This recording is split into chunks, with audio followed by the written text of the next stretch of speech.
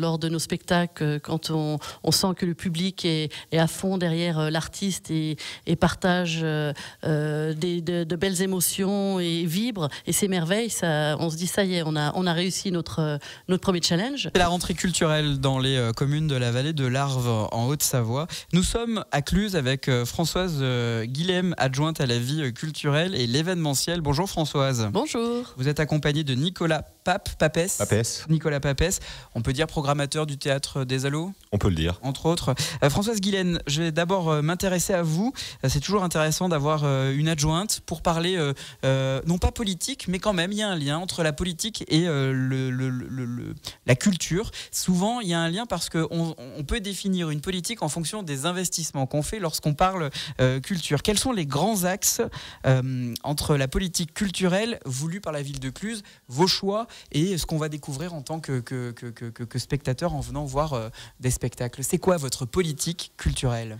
Nous avons à Cluses la chance d'avoir de beaux équipements culturels, dont le Théâtre des Allos. Donc nous avons défini la programmation en fonction de notre politique culturelle clusienne. Il y a différents axes dans cette politique culturelle. Donc il y a le fait de vouloir rassembler la population, leur faire partager des moments d'émotion, de fête, de cohésion sociale. Donc c'est pour ça que lors de nos spectacles, quand on sent que le public est à fond derrière l'artiste et partage de belles émotions et vibre et s'émerveille, on se dit ça y est, on a réussi notre premier challenge. Le second pilier, c'est l'ouverture d'esprit. On veut développer l'esprit critique, notamment chez les jeunes.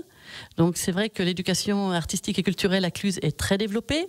Nous proposons des spectacles tout au long de l'année en soirée, mais également nous les proposons en journée pour les scolaires, de la maternelle au lycée.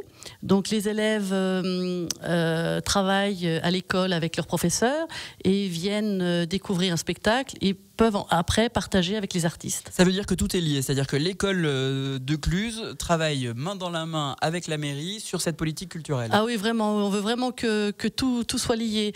On travaille en relation avec l'éducation nationale pour, je parle un peu plus, je développe un peu plus, mais on travaille sur les parcours Clusart qui sont méconnus, mais dans les écoles primaires, et nous travaillons également avec les scolaires plus grands, avec les lycéens et les collégiens. Quand on élabore un cahier de décharge d'une politique culturelle, il faut qu'on pense à tout, mais aussi à tout le monde. Comment on arrive à faire ce savant mélange pour ne pas exclure un pan de la population qui est peut-être moins sensible à tel spectacle ou tel spectacle? Oui, tout à fait, vous avez raison. Un autre pilier est l'inclusion. On veut vraiment que tout le monde, le leitmotiv pour la politique culturelle à Cluses, c'est de tout pour tous. On veut vraiment que tout le monde puisse au moins découvrir et envie de venir voir un spectacle dans l'année. Voilà, donc nous avons aussi travaillé notre politique culturelle, nous avons fait des réunions, nous avons réuni tous les acteurs privés, publics. Il y a énormément d'acteurs culturels à Cluses. On a fait des réunions pour voir si notre politique culturelle était en phase avec la demande du terrain. Voilà, et donc pour l'inclusion, je reviens à l'inclusion, nous avons des tarifications spéciales pour tous les publics. Nous voulons que tout le monde puisse venir, que ce ne soit pas un frein. Donc il y a des tarifications pour les jeunes ou en fonction de la situation des personnes. Voilà. C'est bien que vous alliez sur ce terrain-là. C'était ma prochaine question, puisqu'une politique culturelle, ça coûte forcément un peu d'argent. Combien on investit à Cluses en termes de politique culturelle pour le spectacle et développer l'inclusion? Il ne faut pas que ça ait des répercussions, il ne faut pas que les billets soient trop chers, il faut aussi qu'on ait des spectacles de qualité. Est-ce que ça veut dire que la mairie investit beaucoup d'argent autour de la politique culturelle? Oui, bien sûr, c'est une forte dépense, mais nous sommes vraiment obligés. Il y a des droits culturels qui existent, c'est dans les droits de l'homme, tout le monde a le droit à avoir accès à la culture. Donc c'est un investissement pour la ville de Cluses, mais nous sommes contents de le faire. Oui, c'est dans ce sens-là que je le disais, mais je me dis toujours, c'est comment on arrive à trouver c'est toujours une histoire de savant mélange, mais à proposer des spectacles toujours de qualité, et c'est des spectacles souvent qui coûtent aussi cher à faire venir, à organiser. C'est important qu'il y ait une politique de la ville qui soit ouverte financièrement et qui dise oui, on met de l'argent dans ce système-là. C'est dans ce sens-là que voilà, c'est ça, c'est une de nos priorités, tout à fait. Alors justement, une fois qu'on a un cahier des charges qui est établi, là c'est le boulot de Nicolas Nicolas Papès de prendre le relais. Il va falloir se dire, voilà, on a un budget et on sait qu'on a des spectacles à monter, on a des spectacles à faire. Justement, vous allez nous en parler, vous allez nous parler de la programmation du théâtre des Allos tout au long de cette saison. Vous ne bougez pas, on revient dans un instant. Ouais.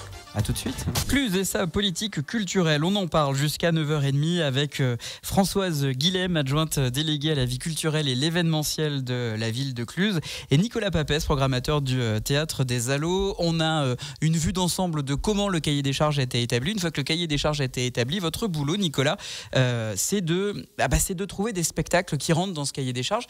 Votre boulot, si je dois résumer, c'est d'aller voir des spectacles tout au long de l'année et de se dire ça peut faire partie de notre programmation. Oui, c'est le cas. C'est aller voir des spectacles, regarder aussi sur Internet ce qui fait l'actualité, ce qui fonctionne un petit peu moins bien, les attentes du public aussi.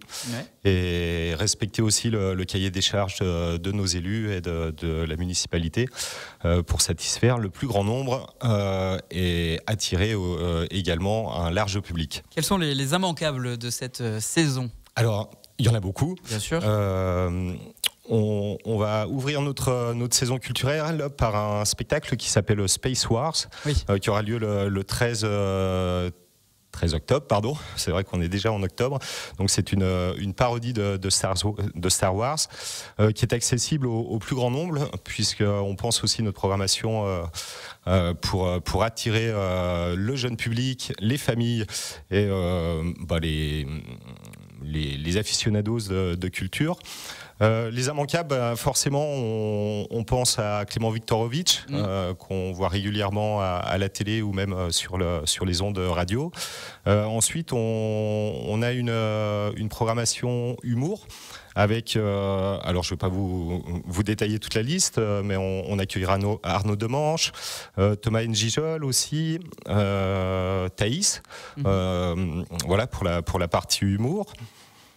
Ensuite, on a une petite partie musicale avec le festival Jazz Contrebande, avec qui on est partenaire depuis plus d'une dizaine d'années. Donc, la programmation de deux artistes, Mindspoon et Thierry Giraud Quartet. Gauthier et Capuçon, qui est un incontournable aussi dans le panorama des... Tout ça, ce sera au théâtre des Allos, on est bien d'accord. Hein. Oui. Ah ouais. Du théâtre un petit peu plus traditionnel, je pense à Britannicus, à Quai des Orfèvres. Au total, c'est combien de dates, c'est combien de spectacles? Si on doit prendre l'intégralité de la programmation de la saison, c'est combien de spectacles au total? C'est 21 spectacles ouverts au grand public. Après, comme disait Françoise, on propose aussi une programmation pour les scolaires qui sont plutôt programmés en journée, où on accueille des collégiens, des lycéens, des écoles élémentaires et maternelles aussi.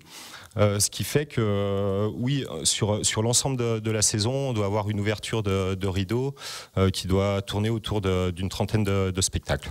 Françoise Guilhem, l'importance de ces spectacles que vient de nous détailler Nicolas, c'est aussi de dire aux habitants de Cluse, soyez fiers de votre politique culturelle. C'est aussi ça que vous avez envie de partager, de faire partager avec votre programmation cette saison. Oui, bien sûr. Il y a de très beaux spectacles qui sont proposés pour tous les publics. Donc, on veut que les Clusiens soient fiers de ce qui se passe culturellement sur la ville. Et voilà.